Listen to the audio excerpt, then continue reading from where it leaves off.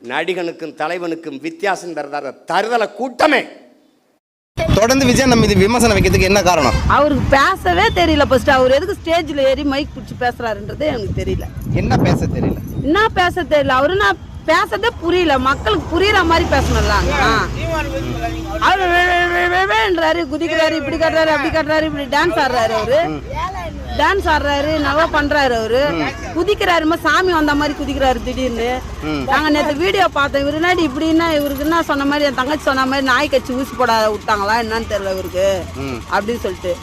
அவருங்கெல்லாம் வந்து ரொம்ப காண்டுல பேசின்னு இருக்கிறாங்க. எந்த காண்டு வந்தாலும் தீய சக்திங்களால எங்க தூய சக்தியே ஒண்ணுமே பண்ண முடியாது. யாரெல்லாம் எந்தெந்த கட்சியில தீய சக்தி நினைக்கிறீங்க? எல்லாமே தீய சக்தி தான், எங்க விஜய் அண்ணாவை தவிர எல்லாமே தீய சக்தி தான்.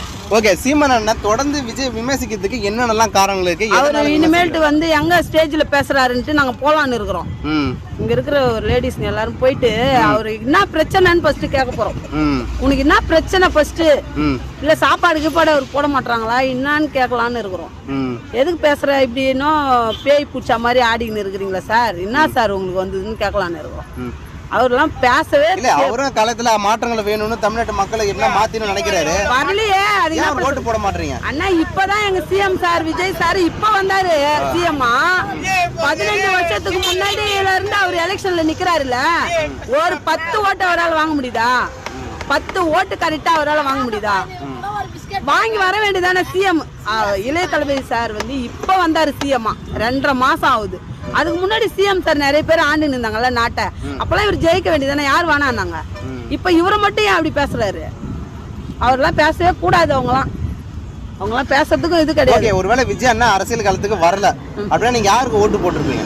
நாங்க அப்படின்னா ஓட்டே போடாம நாங்க நோட்டாவில் போட்டு வந்திருப்போம். ஆமா, நாங்க ஓட்டே போடல. உண்மை 2021 சட்டமன்ற தேர்தலில் யாருக்கு ஓட்டு போட்டீங்க? அது வந்து ஏடிஎம்கே போட்டேன். ஏடிஎம்கே தான் போட்டீங்களா?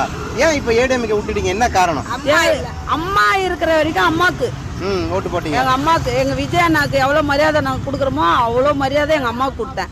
எங்க அம்மா இல்லைன்றப்ப அது ஏடிஎம்கேவும் விட்டோம். நாங்க எங்களுக்கு ஓட்டு போட விருப்பமே கிடையாது. தாவேகா டிவிகேன்னு ஒரு கட்சி இங்க வந்திருக்கு அப்படின்னு சொன்னதுக்கு அப்புறம் தான் நாங்க ஓட்டு போட்டோம். அடுத்த எம்ஜிஆரா விஜய் அண்ணனை பார்க்க ஆரம்பிச்சிட்டீங்களா? எம்ஜிஆருக்கு மேல பார்க்க ஆரம்பிச்சிட்டீங்களா? எம்ஜிஆரை விட மேலதான் பார்ப்போம் இனிமே நாங்க. அண்ணா எல்லாம் பண்ணுவார், எல்லாமே செய்வாரு, எல்லாம் பண்ணுவார். எம்ஜிஆர் ஐயா அவர்களுடைய ஆசீர்வாதத்துல, கேப்டன் ஐயா அவர்களுடைய ஆசீர்வாதத்துல அவங்களுடைய மறு ரூபமா எங்க அண்ணனை நாங்க பாக்குறோம். அவங்கள நாங்க நேர்ல பார்த்தது இல்ல. எம்ஜிஆர் அவர்கள் ஐயா வந்து நாங்க நேர்ல பார்த்தது இல்ல. இப்ப இவருக்கு வந்து எங்களுக்கு எம்ஜிஆரா தெரியுறாரு.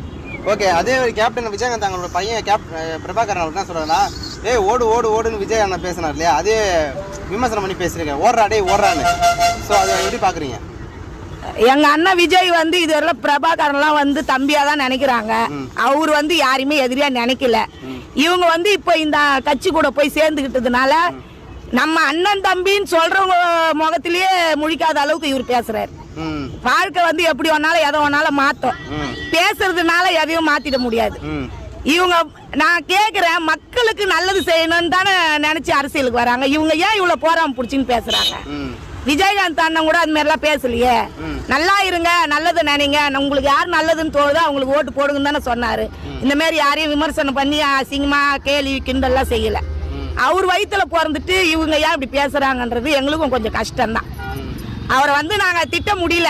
ஏன்னா அவரு வந்து எங்க விஜய் அண்ணாவுடைய அண்ணனுடைய பையன்றதுனால அவர் வந்து நாங்க திட்டல. இனிமே அந்த மாரி பிரபாகரன் அண்ணன் வந்து அது மாதிரி பேசக்கூடாது.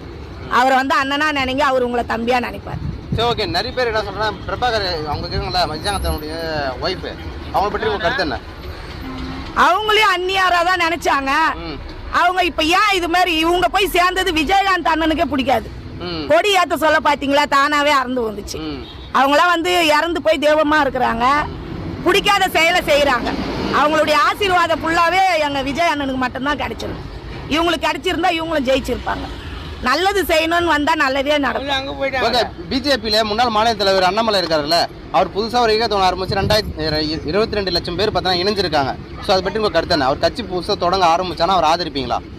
இல்லண்ணா, கூட்டணியா இருக்கு சொல்லி அவரால் ஒண்ணும் பண்ண முடியல. அவர் தனியா வந்து ஆரம்பிச்சா மட்டும் எல்லாருமே வந்து இளைய தளபதி ஆயிட முடியுமா? ம். எங்க அண்ணன் எந்த கூட்டணியுமே இல்லாத தனிச்சு நின்று ஜெயிச்சாரு பாருங்க, அங்கதான் இருக்காரு எங்க அண்ணன். கூட்டணி வச்சா மட்டும் ஜெயிச்சிட முடியுமா? ஓகே. நிறைய பேர் என்ன சொல்றாங்கன்னாக்கா பிஜேபியோட மோகத்துல தான் அண்ணாமலை புதுசா கட்சி ஆரம்பிச்சுன்னு வராரு அப்படின்றாங்க. உங்க கருத்து என்ன பத்தி?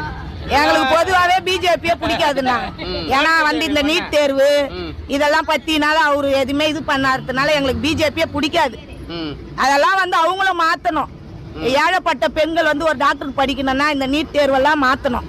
கண்டிப்பா சென்னையில வந்து எங்க அண்ணன் செய்வாரு, மாத்துவாரு.